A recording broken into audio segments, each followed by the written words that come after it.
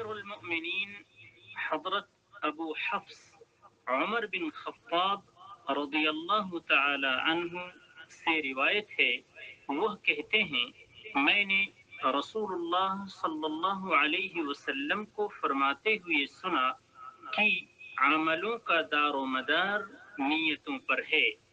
ہر شخص کو اس کی اچھی یا بری نیت کے مطابق اچھا یا برا بدلہ ملے گا، بس جس کی ہجرت اللہ اور اس کے رسول کے لیے ہوگی